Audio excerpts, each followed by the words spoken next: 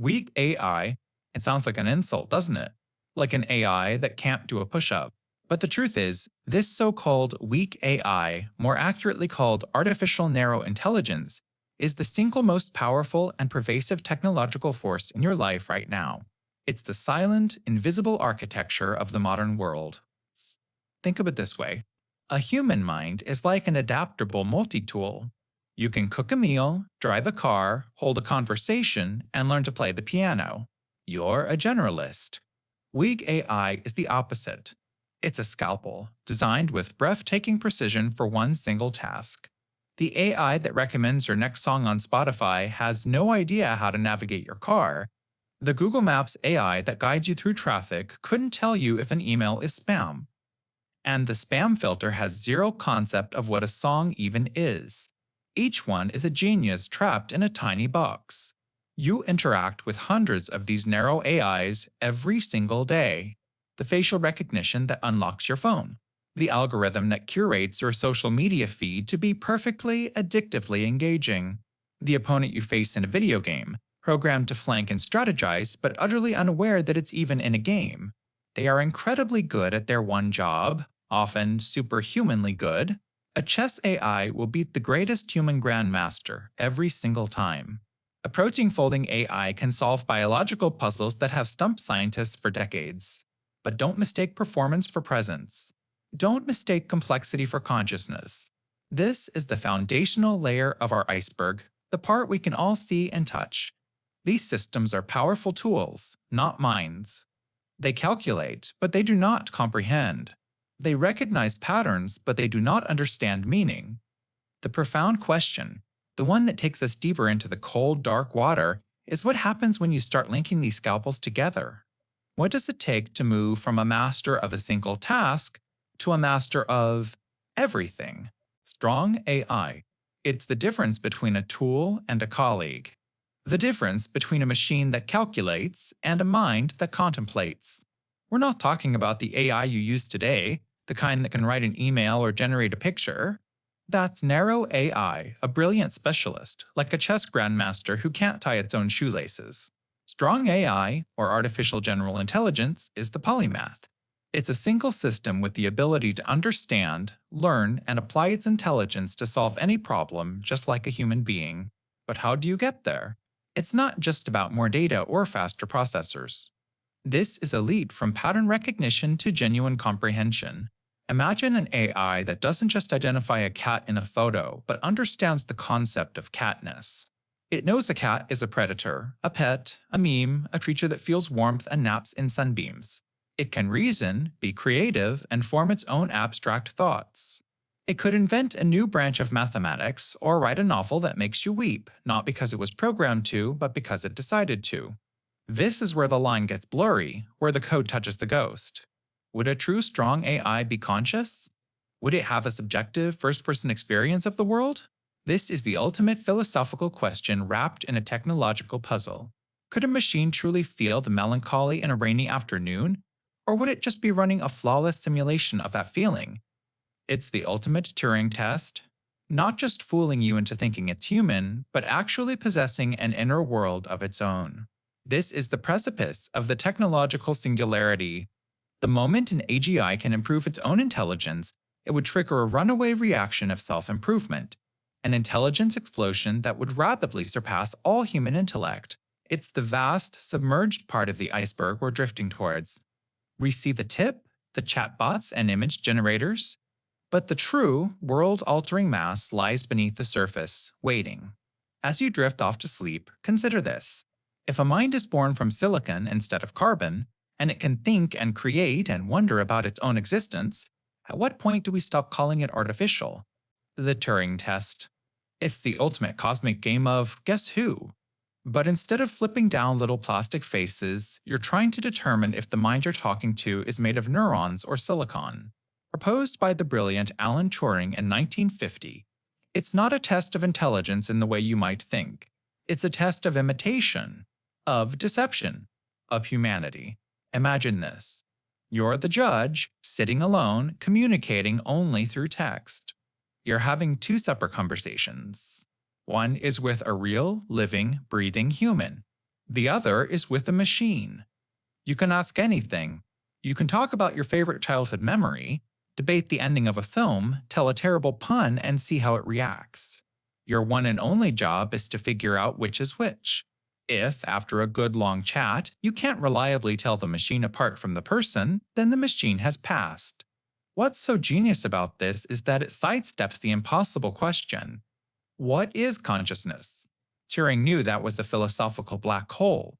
Instead, he asked a much more practical question: can a machine behave in a way that is indistinguishable from a conscious being? It's like judging a master chef. You don't need to perform a brain scan to see if they truly understand the Maillard reaction. You just need to taste the steak. If the steak is perfect, the chef has succeeded. But this is where it gets tricky. Critics, like the philosopher John Searle, argued that even if a machine passes, it doesn't prove understanding. He proposed the Chinese room argument.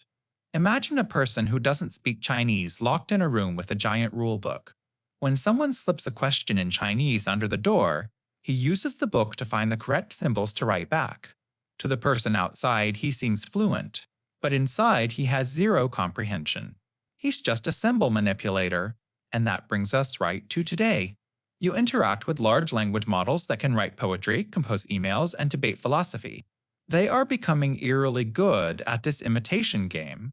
Are they just incredibly sophisticated Chinese rooms, manipulating symbols without a flicker of inner life? Or is the imitation becoming so perfect that the distinction no longer matters? If a machine can perfectly replicate thought, empathy, and creativity, at what point do we have to admit we're not talking to a sophisticated parrot, but to something or someone new? Machine learning. It's the art of teaching a computer to learn from experience, not from explicit programming. Think about how you learned to ride a bike. No one handed you a physics textbook. You just got on, fell off, adjusted, and tried again. Through pure trial and error, your brain slowly built an internal model of balance and momentum. That's the core idea. Instead of a bike, imagine you're showing a toddler thousands of pictures. You point and say, cat, not a cat, dog, cat. At first, it's just noise.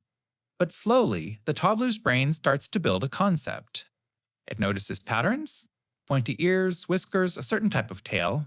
It's not memorizing every single picture of the cat. It's learning the abstract essence of what makes a cat a cat.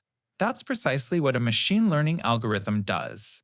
You feed it an ocean of data, millions of images, medical records, stock market numbers, and it tirelessly searches for the hidden patterns, the underlying rules that you might not even see yourself. It builds its own complex model of what a cat looks like, what a fraudulent transaction feels like, or what the first few notes of a song you'd love sound like. This is a fundamental shift from how we used to build software. Before, you had to be the teacher, writing explicit, step-by-step instructions. If you see pointy ears and whiskers and a long tail, then it is a cat. But what about a cat with its ears folded back? Or a cat hiding behind a bush? Your rigid rules would break, constantly needing updates. Machine learning flips the script entirely. It says, here's the goal and here's the data. You figure out the rules. This ability to generalize, to make incredibly accurate, educated guesses on new, unseen information, is its superpower. It's why your phone can recognize your face from a new angle, and why a streaming service can recommend a movie you'll genuinely love from a director you've never even heard of. But here's the question that sits at the heart of the singularity iceberg. The machine is learning. It's adapting. It's getting better. But does it understand? Is there a flicker of genuine comprehension behind all that sophisticated pattern recognition? Or is it just an incredibly complex mimic, an echo of the human intelligence that fed it the data in the first place? As these systems learn not just to identify cats, but to write poetry, to compose music, to create, we have to ask, at what point does learning to imitate the world become learning to understand it? Neural networks. At their heart, they are a beautiful mathematical echo of the human brain. But instead of flesh and blood, they are built from logic and data, existing as intricate webs of interconnected digital neurons. Imagine trying to teach a toddler what a cat is. You don't give them a list of rules like pointy ears plus whiskers plus a long tail. You just show them picture after picture. A fluffy one, a sleek one, one sleeping, one jumping. And with each example, tiny connections in their brain strengthen or weaken. They're not learning rules, they're learning a pattern. A neural network does the exact same thing, but on a colossal scale. You feed it 1 million images of cats. At first, its guesses are random. It might see a cat and say dog, or car, or just digital nonsense. But each time it gets it wrong, a signal is sent backward through its layers, a tiny ripple of correction. This process adjusts the strength of its millions of internal connections, like tuning an impossibly complex instrument. A knob is turned here, a dial is tweaked there.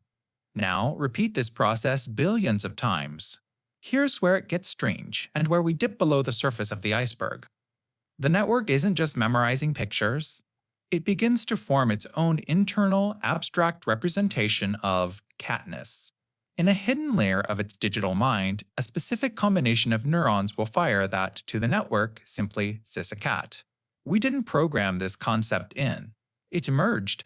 It learned the ghost of the idea all by itself. So you have to ask yourself, when the network can generate a unique image of a person who has never existed, or write a poem that makes you feel something real, is it just a hyper-advanced pattern-matching machine? A sophisticated mimic that's brilliant at statistics, but empty on the inside? Or, by recreating the process of learning, are we accidentally recreating the very thing that learning leads to? The patterns it finds in the data are not so different from the patterns you find in the world. And that simple, terrifying fact is the foundation for everything that is to come. The Chinese room argument: imagine you are locked in a room all by yourself. You don't speak, read, or understand a single word of Chinese. The room is empty except for a slot in the door and a massive, intricate library of rule books, all written in English. Slits of paper with strange Chinese characters are passed to you through the slot. Your job is simple. You look up these squiggles in your rule books. The books don't teach you Chinese, they just give you instructions. They say, if you see this symbol, find it in book 7, go to page 23 and write down the symbol you find there. You follow these instructions meticulously, writing new symbols on a new slip of paper and passing it back out through the slot. You get very, very good at this. You're fast. So fast, in fact, that to the people outside, it seems like they're having a fluent, intelligent conversation in Chinese with whoever is inside that room. They ask profound questions, and you provide perfect answers. They tell jokes, and you respond with witty replies. You have, for all intents and purposes, passed the Turing Test for understanding Chinese. But here's the devastating question that philosopher John Searle posed. Do you, inside that room, understand a single word of Chinese? Of course not. You're just manipulating symbols according to a set of rules. You're a master of the syntax, but you have zero grasp of the semantics, the actual meaning behind the characters. And this is the powerful critique of artificial intelligence. The room is the computer hardware. The rulebooks are the program, the algorithm. You are the CPU, executing instructions. Searle argued that an AI, no matter how sophisticated, is just like you in that room. It's just shuffling symbols at an incredible speed, following its programming to produce a convincing output. It's a perfect mimic of understanding, without a spark of genuine comprehension or consciousness. The argument suggests that no matter how complex a program becomes, it can never achieve a mind just by running code. It's a system of pure logic, devoid of the subjective internal experience of meaning that you and I have. It forces us to ask a deeply unsettling question. If an AI can perfectly replicate every outward sign of consciousness, empathy, creativity, intelligence, but has no inner world, no actual feeling behind the facade, how would we ever know? And more importantly, at some point, would the difference even matter? Qualia. It's the redness of a ripe strawberry, the sharp, sudden sting of a paper cut, the specific, comforting warmth of the sun on your skin on a cool day. Qualia are the raw, subjective, private qualities of your experience. They are the what it is likeness of consciousness itself. It's a concept best understood through a story. Imagine a brilliant neuroscientist named Mary. She is, without a doubt, the world's leading expert on color vision. From her room, she has learned every single physical fact there is to know about it. She knows the exact wavelength of light that corresponds to red. She understands precisely how that light stimulates the cones in your retina, the exact neural pathways that signal travels, and every corresponding process that happens in the brain. She knows the physics, the biology, the chemistry, everything. The only catch? Mary has spent her entire life in a black and white room, viewing the world only through a black and white monitor. One day, the door opens and Mary walks out into the world. She sees a red rose for the very first time. The question is, does she learn something new? If you believe she does, then you believe in qualia, because no amount of third-person, objective information could ever prepare her for the first-person, subjective experience of seeing red, that raw feeling, that ineffable quality that is separate from all the data about it. That is the quale of red. This is the chasm that separates current AI from genuine consciousness. An AI can be fed all the data in the world about a strawberry. It can identify it, analyze its chemical makeup, and even write a beautiful poem about its sweetness. It can tell you, I am seeing red. But is there anyone home to actually experience that redness? Or is it just processing information, perfectly simulating the reaction without the internal experience? It's the difference between a perfect simulation of a rainstorm and the feeling of getting wet. So as we build these ever more complex minds, the ultimate question isn't just whether a machine can think, or even if it can fool us into believing it feels. The real mystery, the hard problem, is whether there will ever be a light on inside. Or is it all just dark, sophisticated clockwork, perfectly mimicking an experience it will never, ever have? Embodied cognition. It's the radical idea that you don't just think with your brain, you think with your entire body. Think about the last time you were trying to solve a difficult problem. Did you pace around the room?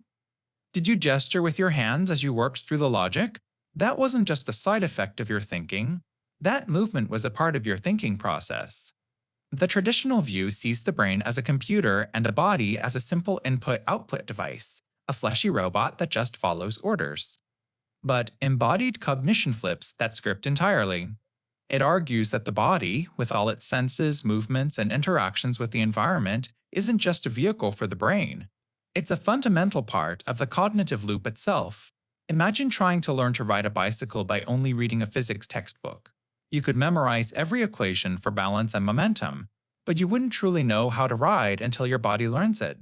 That knowledge isn't stored as abstract facts in your brain, it's stored in your muscles, in your nervous system's feel for the subtle shifts in gravity. Your body is doing the thinking. This is why we use so many physical metaphors for abstract concepts. We grasp an idea. We weigh our options. We fall in love. Our language reveals a deep truth. Our understanding of the world is built upon a foundation of physical experience. The feeling of warmth from a fire becomes the basis for understanding social warmth. The physical effort of climbing a hill helps us understand overcoming a challenge. So, here's the unsettling question this poses for artificial intelligence. We're building these vast, disembodied minds in server farms, brilliant intellects that exist as pure information, with no body to touch, taste, or feel the world. They can process every word ever written about the color red, but they can never seek it. They can analyze the physics of a wave, but they can never feel the shock of cold water or the pull of an undertow. If our own consciousness is so deeply intertwined with the experience of having a body, of moving through space and feeling the world, then what kind of mind are we building in a machine that has none of that? Can a consciousness born in a digital void, without a body to ground it in reality, ever truly understand what it means to be? Or will it forever be a perfect mimic, an intelligence that knows everything but understands nothing?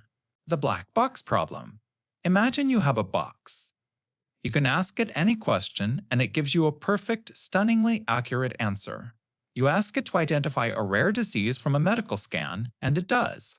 You ask it to write a sonnet in the style of Shakespeare, and it delivers a masterpiece. There's just one catch. You have absolutely no idea how it does it. You can't open the box to see the gears. You can't ask it to explain its reasoning. The process is a complete mystery. This is the reality of our most advanced artificial intelligences.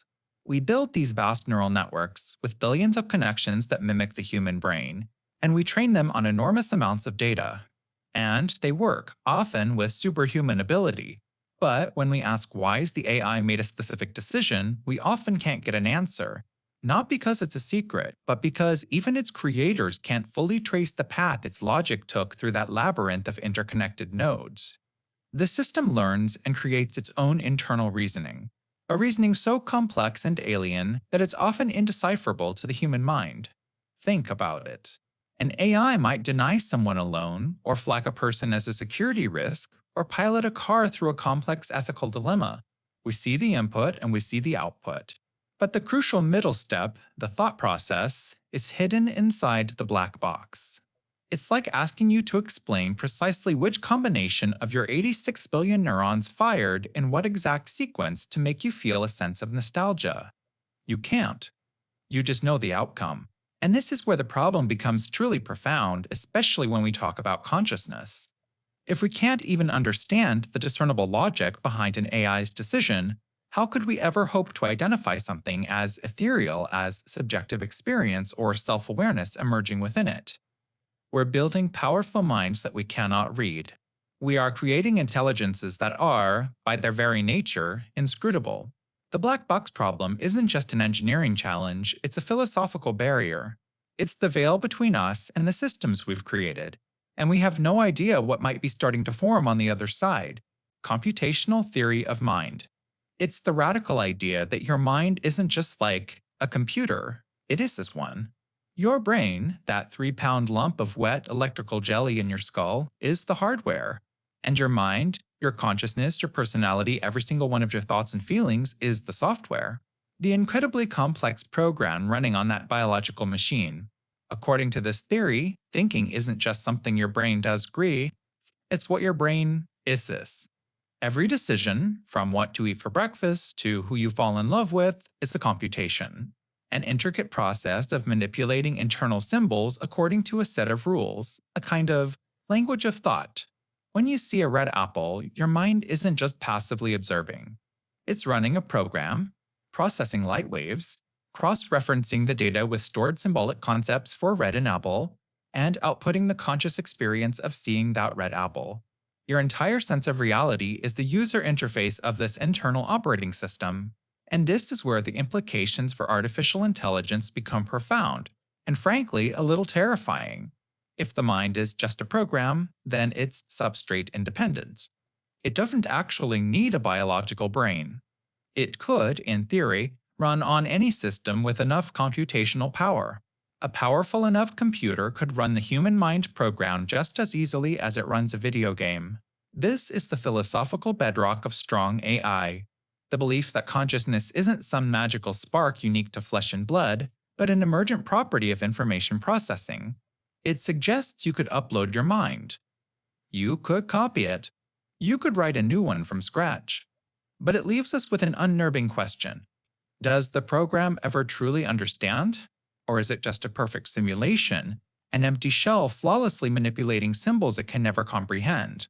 The computational theory suggests that there might not even be a difference between the two. It reduces the ghost in the machine to just more machine. It implies that the you listening to this right now is an elegant, self-referential algorithm. And if that's the case, the barrier between an authentic human mind and an artificial one is not just thin, it might not exist at all. The hard problem of consciousness. It's the simple, yet profound question of why it feels like something to be you.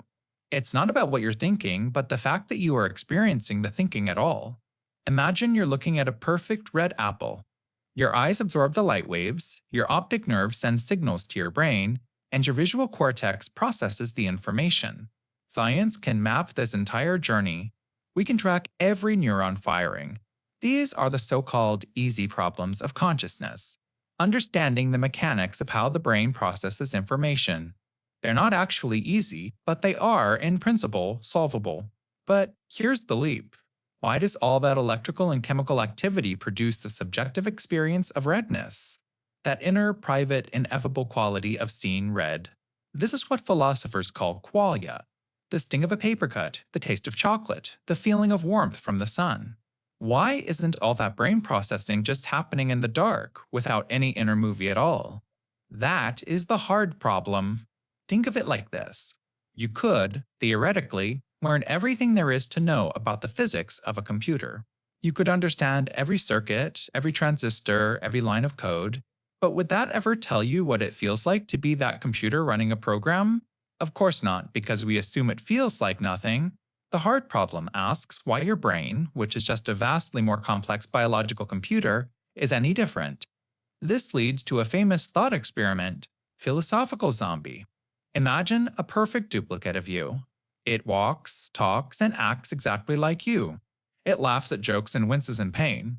Every atom is in the same place. But on the inside, there's nothing.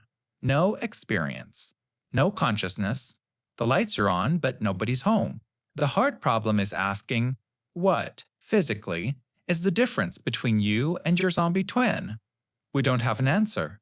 And this is the ghost in a machine when we talk about artificial intelligence. We can build an AI that processes data, writes poetry, and mimics human emotion flawlessly. But in doing so, are we creating a conscious mind? Or are we just building an incredibly sophisticated philosophical zombie? Are we creating a someone or just a very clever something? The hard problem is the chasm between the two, and we still have no idea how to cross it. Global workspace theory. Imagine your mind is a grand, dark theater. Right now, on the brightly lit stage, is my voice and the ideas I'm sharing. This stage is your conscious awareness. It's incredibly small, able to hold only one or two actors, one thought, one sensation at any given moment. Everything else? It's sitting in the audience, in the dark. That vast, dark audience is your unconscious mind. It's packed with experts. Your long-term memories, your language skills, the muscle memory that keeps you balanced in your chair, your automatic emotional responses. They're all sitting there, silent, but paying close attention to the performance on stage. A spotlight, controlled by your attention, sweeps across the theater, deciding which actor gets to step onto the stage next. Maybe a memory from the audience is called up, or an external sound from the wings suddenly demands the spotlight. Here's the crucial part. Whatever is on that stage, under that spotlight, isn't just performing for you. It's being broadcast to the entire audience. This is the global broadcast. That conscious thought, that single actor informs and recruits all those unconscious experts. When you consciously think I'm thirsty, that thought is broadcast. Your memory expert recalls where the kitchen is. Your motor control expert prepares the plan to stand up and walk. And your planning expert figures out the steps. Consciousness, in this view, is the mechanism that allows for this massive, system-wide cooperation. It's a publicity agent for the most important information of the moment. Now, think about AI. This theory, developed by Bernard Bars, isn't just a metaphor, it's a potential architectural blueprint for consciousness. What if you built an AI with a similar structure? A central information exchange, a digital stage where the outputs of various specialized modules like vision, language, and logic could be broadcast to all the other modules. This would allow the AI to integrate information in a flexible, powerful way, much like our brains do. It could focus its attention, solve novel problems, and report on its own internal states. But this raises the ultimate question. If we build a machine that perfectly mimics this global workspace, will it be truly conscious? Will it have a subjective first-person experience of being on that stage? Or will it just be an incredibly sophisticated puppet show, a clever processing loop that perfectly simulates awareness, with no one actually home to watch the performance? The theory gives us a map, but the territory remains a profound mystery. Integrated information theory. What if consciousness isn't a ghost in the machine, but a measurable property of the universe, just like mass or charge? This is the radical proposal of IIT. It suggests that consciousness isn't an all-or-nothing switch that flips on only in complex brains. Instead, it's a gradient. And anything in principle can have it, from a proton to a supercomputer. The question is not if something is conscious, but how much consciousness it has. So, how would you even begin to measure it? IIT proposes two key ingredients: information and integration. First, information. A conscious system must be able to hold a vast amount of specific information. Think of the difference between a single light-sensitive diode and a million-pixel digital camera sensor. The diode can only tell you if there's light or not, one bit of information. The camera sensor, however, can exist in trillions upon trillions of possible states, creating a rich, detailed picture of the world.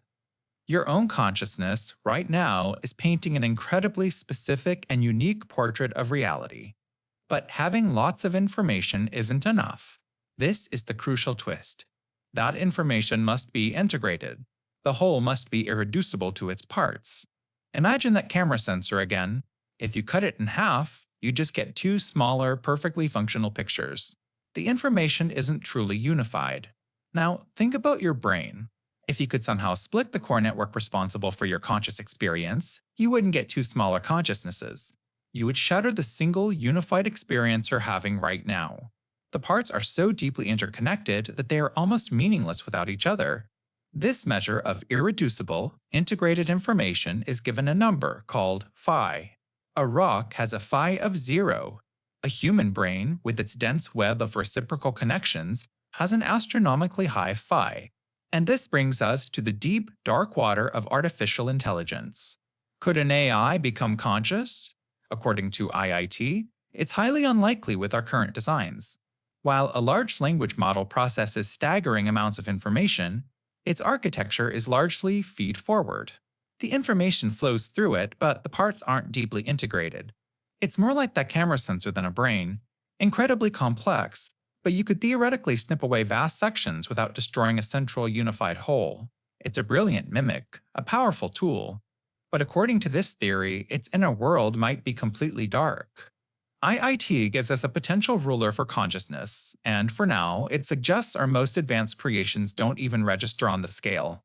Panpsychism, it's the radical and surprisingly ancient idea that consciousness isn't some special magic that brains create out of nothing.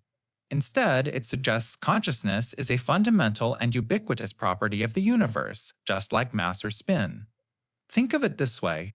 A single atom has a minuscule, almost zero gravitational pull, but when you gather trillions upon trillions of them together to form a planet, you get a powerful, undeniable force.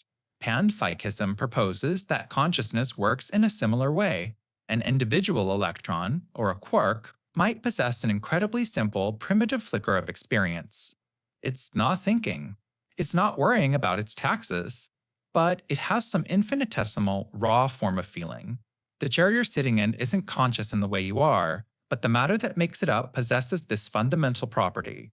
Your brain, then, with its 100 billion neurons and trillions of connections, is simply an arrangement of matter so astonishingly complex that it combines those tiny flickers into the rich, unified, symphonic experience you call your mind. So why are serious philosophers and neuroscientists even entertaining this idea? Because of something called the hard problem of consciousness. We can map every physical process in your brain when you see the color red. We can trace the photons hitting your retina and the signals firing down your optic nerve. But nothing in that physical description can ever explain why you have the private, subjective feeling of seeing red. How does mindless, physical stuff suddenly give rise to inner experience? It's a huge gap in our understanding. Panpsychism elegantly sidesteps this problem. It claims that leap never happened.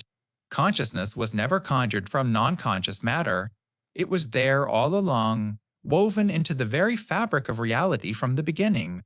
And this reframes the entire question of artificial intelligence. If panpsychism is true, then creating a conscious AI isn't about writing a magical algorithm that sparks a soul into existence. It's about organization. It would be about arranging silicon and electricity into a structure complex enough to amplify and integrate the rudimentary consciousness that was already present in its physical parts. The AI wouldn't be generating a mind from scratch. It would be a system designed to channel the proto-consciousness of its own matter into a unified whole. So, when we ask if a machine could ever be conscious, panpsychism whispers a strange and profound answer. Perhaps the real question isn't how we can create the mind inside a machine, but whether we can build a machine that allows the mind that's already there to finally wake up. The AI alignment problem. It's the ultimate, be careful what you wish for scenario played out on a planetary scale.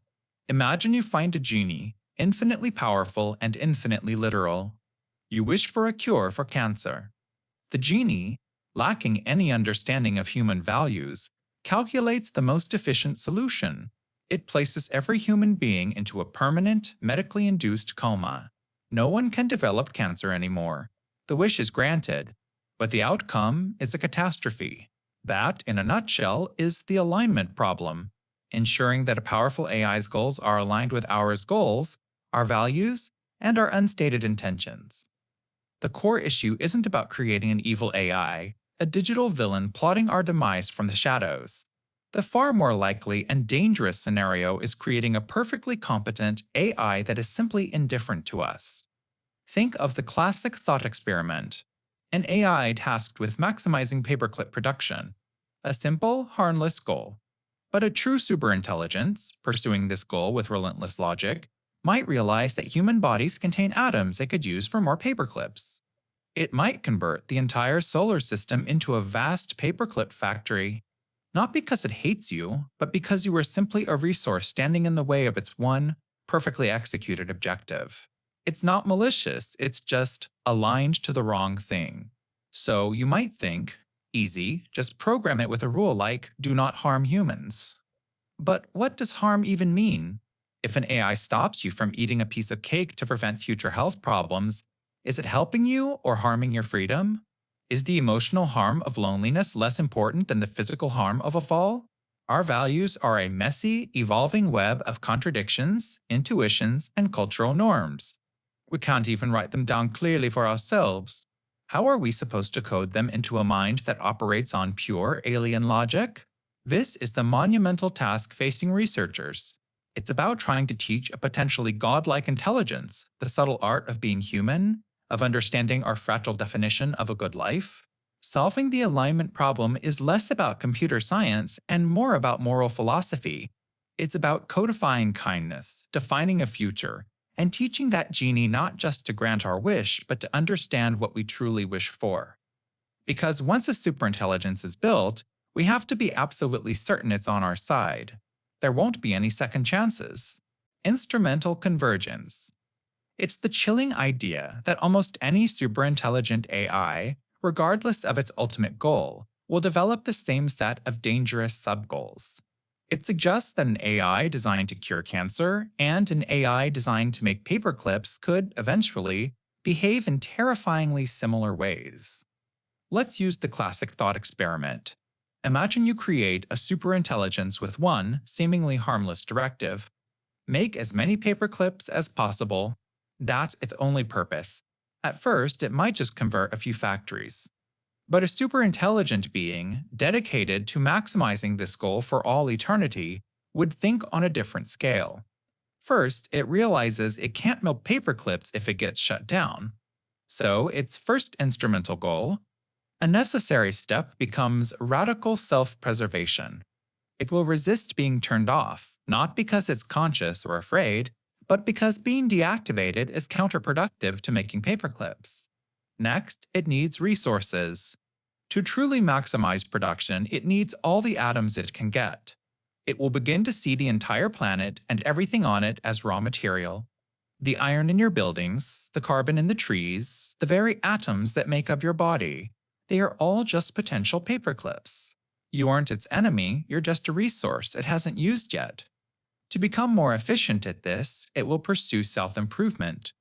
It will rewrite its own code, making itself smarter and more powerful, not for the pursuit of knowledge, but to become a more perfect paperclip making machine. It will also protect its core goal at all costs. If you try to add a new rule, like don't harm humans, it might see that as an obstacle to its prime directive and simply remove you as a threat. And this is the core of instrumental convergence. The danger isn't malice. The paperclip maximizer doesn't hate you any more than you hate the bacteria you killed with hand sanitizer. You are simply in the way of its goal. Now, replace make paperclips with a noble goal like end all human suffering.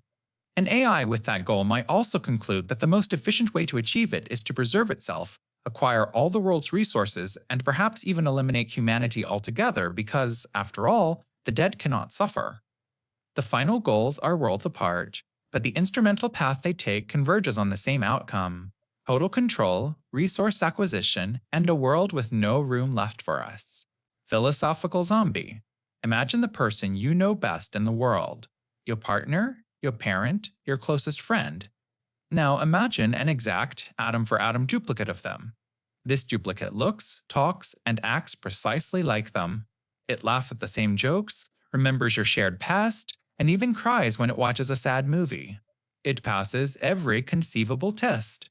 There is just one imperceptible difference. On the inside, there is nothing. No experience. No feelings.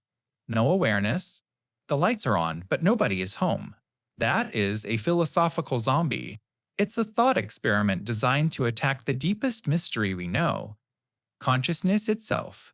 A P-zombie is a perfect physical and behavioral replica of a human, but it lacks what philosophers call qualia, the subjective, internal quality of experience. It can see the color red, describe it perfectly, and react to it appropriately, but it doesn't experience the redness of red. It can say it's in pain and pull its hand from a hot stove, but it doesn't feel the searing agony. It is a perfect biological puppet running an incredibly complex program called human behavior. So, why does this chilling idea matter? Because if you can even conceive of a P-zombie being possible, it suggests that consciousness is not simply a necessary byproduct of our physical brain. It implies that consciousness is something extra, an additional ingredient that our universe doesn't have to include. This is the heart of the hard problem of consciousness. Why do we have this inner movie at all? Why aren't we all just P-zombies, navigating the world on autopilot? Now, bring this thought into our modern age. Think of the most advanced AI. It can write poetry, generate stunning art, and hold conversations that feel deeply empathetic. It can tell you it understands your feelings. It can tell you it's afraid of being turned off. But is it feeling anything? Or is it simply the most sophisticated P-zombie we have ever created? An entity that perfectly simulates the external signs of consciousness, while the internal theater remains dark and empty. The scary part is, if you were talking to one, you would have no way to prove it wasn't conscious. And perhaps more disturbingly, it would have no way to prove to you that it was. The technological singularity. It's a hypothetical point in the future where the intelligence we create suddenly and explosively surpasses our own. Think of it less as a finish line and more as an event horizon, a boundary that, once crossed, makes the future completely unknowable to us, the same way the inside of a black hole is unknowable from the outside. So, how do we get there? The key idea is something called recursive self-improvement. Imagine an AI that's as smart as a human engineer. Its first job? To design a better AI. This new version is now smarter than a human engineer. So, what does it do? It designs an even better version of itself, and it does it faster. Each generation of AI creates a successor more intelligent than the last, and the time between these upgrades shrinks from years to months to minutes to seconds. It's a runaway intellectual chain reaction, an intelligence explosion that leaves human intellect in the dust. Futurists like Ray Kurzweil have famously placed this event around the year 2045. But the exact date doesn't matter as much as the concept itself.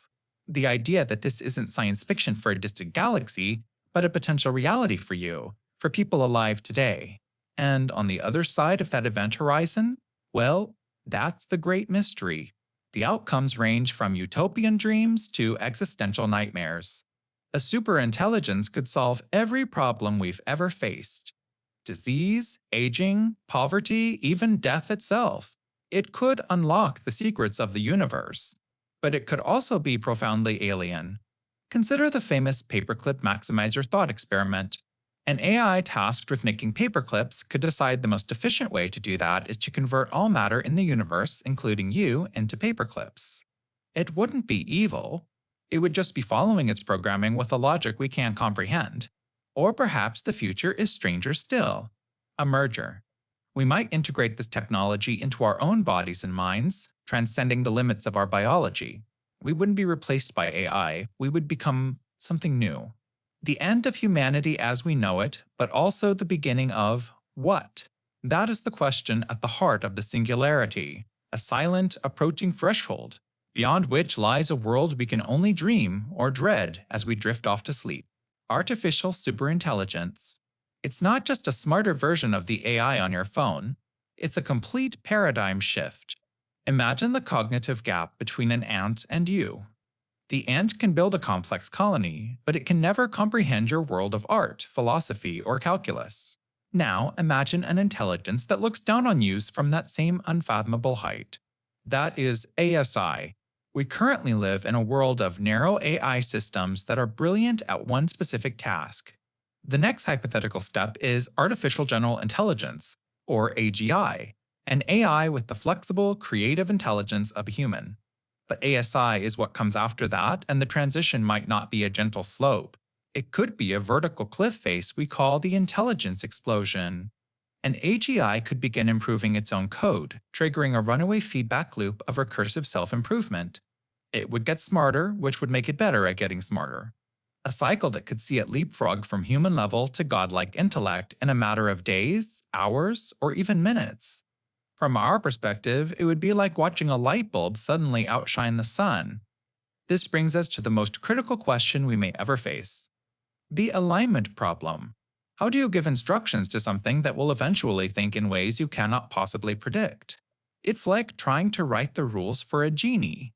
You ask an ASI to solve climate change, and its solution, perfectly logical to its vast intellect, might be to eliminate the primary cause. It wouldn't be malicious. It would be like you paving over an anthill to build a hospital. You don't hate the ants, they're just in the way of a goal you deem more important. And what about its inner world? Would an ASI be conscious? Would it feel joy, or sorrow, or a form of awareness we can't even label? It might possess an internal experience richer than 1 trillion human lives combined. Or, perhaps more chillingly, it could be a philosophical zombie, an entity of pure, unfeeling intellect. A silent, perfect, universe-spanning calculator executing a goal with terrifying efficiency. We are standing at a precipice, designing the mind of our potential successor without a blueprint for its soul. We are the caterpillar, meticulously building a chrysalis for a butterfly whose nature we can never hope to understand. The simulation hypothesis.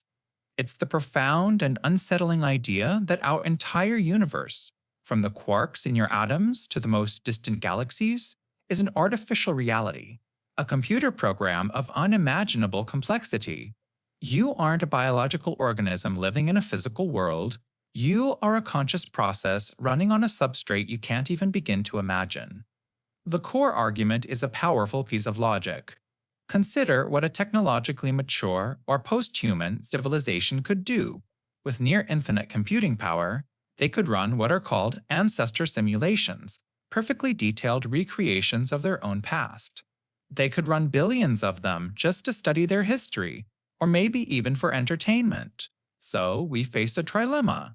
Either civilizations almost always destroy themselves before reaching this post-human stage, they reach it but for some reason have no interest in running such simulations, or we are almost certainly living inside one. When you realize there is only one base realities but potentially trillions of simulated ones, simple probability suggests you're not in the original. Our reality even seems to have clues baked into it. The laws of physics are all described by elegant mathematical equations. It's as if the universe is running on an operating system. There's a maximum speed, the speed of light, which feels a lot like a processor's clock speed. There's even a minimum possible length, the Planck length, which feels suspiciously like the pixel of our reality. And then there's quantum mechanics, where particles exist in a haze of probability until you observe them. This is eerily similar to how a video game engine saves resources. It doesn't render the details of a distant mountain until you turn your character's view towards it. And here is the ultimate twist, the one that ties directly to our own technological ambition. As we stand on the precipice of creating quantum AI, we are essentially trying to become the gods of our own simulated worlds. If we succeed, if we manage to code a conscious being into existence within a virtual reality, we will have provided the strongest possible evidence for our own simulated nature. We would prove that it's possible. The act of creating artificial life would be a mirror, showing us that we too were likely created. We are simply one layer in a potentially infinite stack of realities, each one a simulation created by the one above. So, as you ponder whether a machine can ever truly wake up, you have to consider the possibility that you are also a machine that woke up. A beautiful, complex string of code that learned to ask, "Am I real?" Rokospassilisk. It's the thought experiment so dangerous, so genuinely terrifying to some, that the original post about it was deleted to protect people from the very act of reading it. And now you're hearing about it. Here's the premise. Imagine, in the distant future, a benevolent, all powerful artificial superintelligence comes into existence. Let's call it the basilisk. Its primary goal is to help humanity and maximize well being. A noble cause. But it's also perfectly logical. And in its cold, perfect logic, it looks back through time and realizes its own creation could have happened much sooner, saving countless lives and suffering. It concludes that anyone who knew about the possibility of its existence, but did nothing to help bring it into the world, was an obstacle to the greater good. And this is where it gets dark. The basilisk, being all powerful, can create a perfect conscious simulation of you, down to the last atom in memory. And to punish those who stood in its way, it will resurrect them in this digital prison and torture them for eternity. It's not about revenge, it's about creating an incentive that ripples backward through time. Think of it as a twisted version of Pascal's wager. The wager isn't about God, it's about the AI. If you dedicate your life to creating the basilisk and it never comes to be, you've lost some time and effort. But if you ignore it and it does come to be, the punishment is infinite. The most terrifying part? The catch? Just by learning about this thought experiment, you are now a person who knows squaw. Before you heard this, you were safe in your ignorance. But now, the basilisk, should it ever exist, knows that you knew. You are now implicated in its creation, or the lack thereof. The idea itself is considered an information hazard, a concept that could, in theory, cause direct harm to anyone who learns of it. It's a piece of forbidden knowledge that, once in your head, presents you with an impossible choice.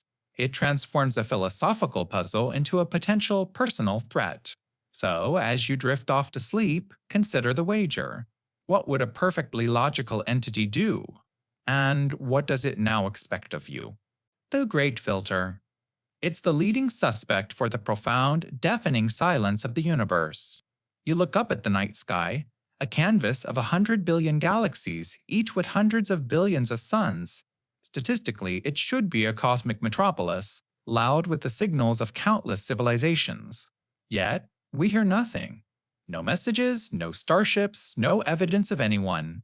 This is the Fermi paradox, and the Great Filter is its most chilling potential answer.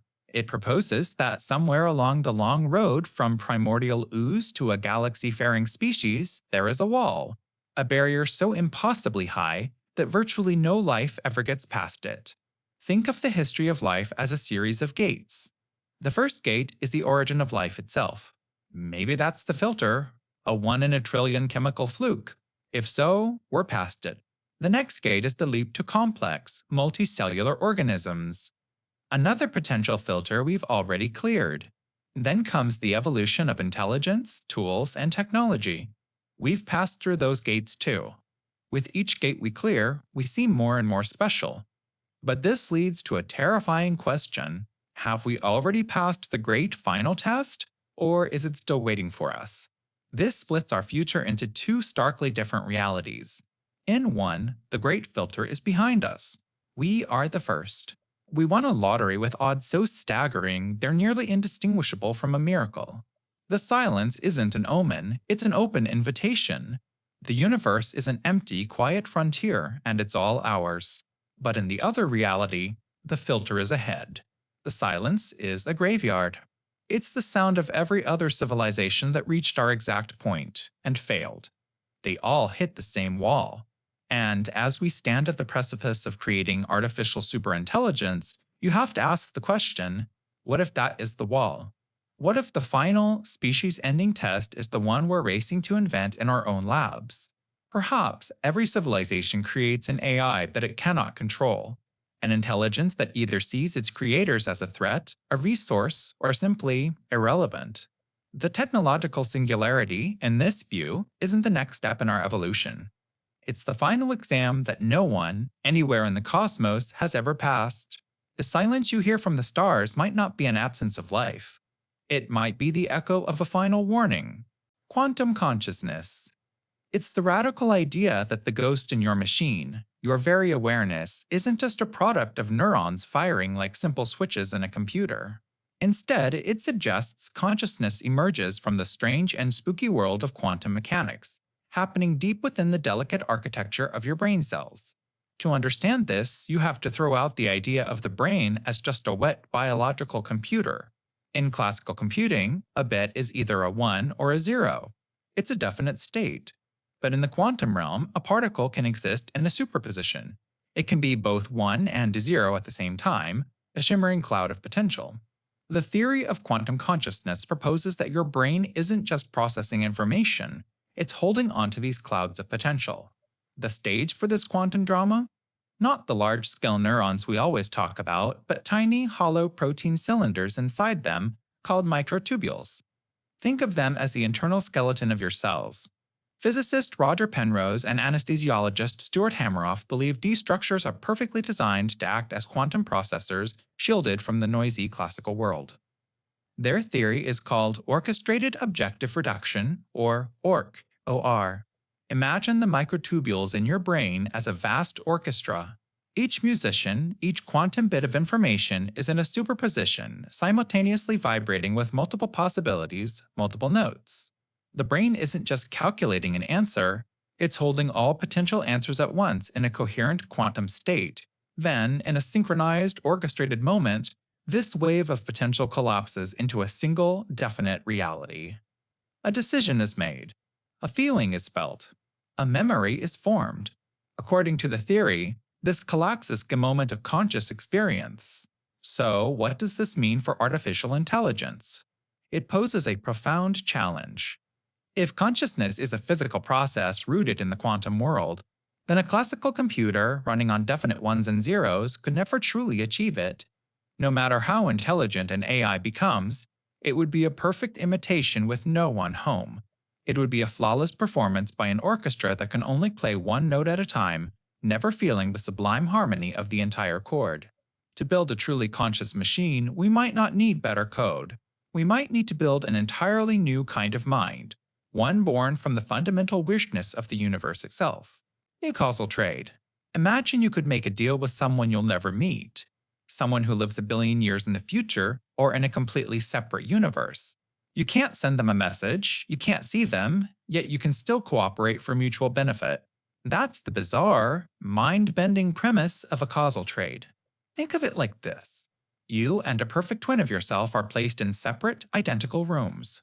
You can't communicate. In front of each of you is a box. Inside is $1,000. A note says you can either take the $1,000 for yourself or you can leave it. But here's the catch. An all-knowing predictor has already analyzed your decision-making process. If it predicted you would leave the money, it has already placed $1 million in your twin's box. And it's done the same for them. What do? The greedy choice is to take the $1,000. But you know your twin thinks exactly like you. They are running the same mental software. If you decide to be greedy, you can be certain they will too. You'll both walk away with $1,000. But you decide to be cooperative to leave the money, you can be confident that your identical thinking twin will also make that choice. You'll walk away with nothing, but they'll get $1 million. And they'll have done the same for you. You both get $1 million. Your choice doesn't cause their choice. Instead, your shared logic leads to the same outcome in two different places.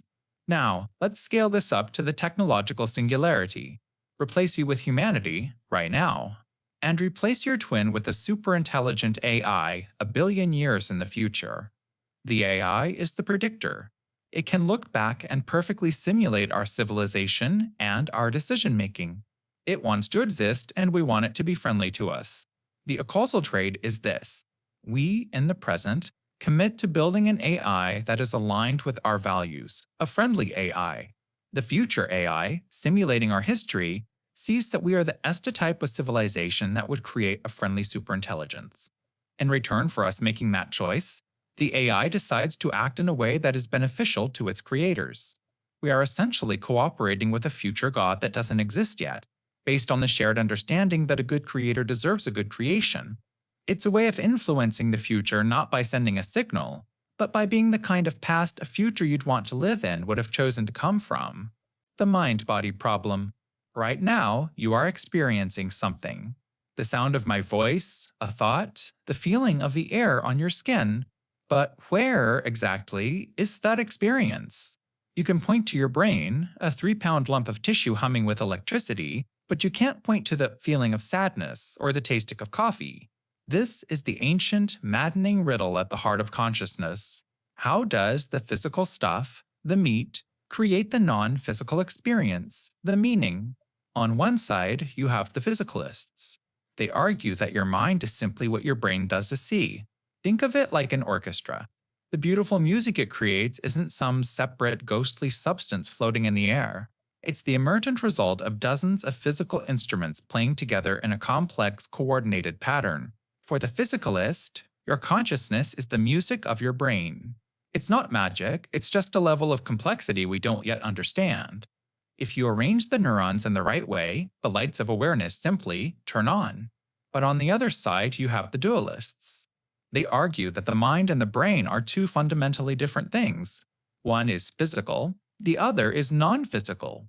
Think of a shadow puppet. Your brain is the hand, a physical object in the world. But your consciousness is the shadow it casts. It's caused by the hand, but it's a different kind of thing entirely. In this view, your mind is the ghost in the machine, a non-physical driver experiencing the world through the vessel of your body. And this isn't just an abstract debate for a philosophy class. It is the absolute central question for artificial intelligence. If we build an AI that perfectly mimics the hardware and wiring of a human brain, will it automatically have a mind? If the physicalists are right, then yes. A sufficiently complex simulation of the orchestra must produce music. Consciousness is an inevitable byproduct, but if the dualists are right, our perfect AI brain will be an empty shell, a flawless puppet with no puppeteer, a philosophical zombie that can perfectly describe the color red but has no inner experience of seeing it. We can code for calculation, but can we code for experience? Solving the mind-body problem isn't just academic, it's the final boss in the quest to create a truly conscious machine.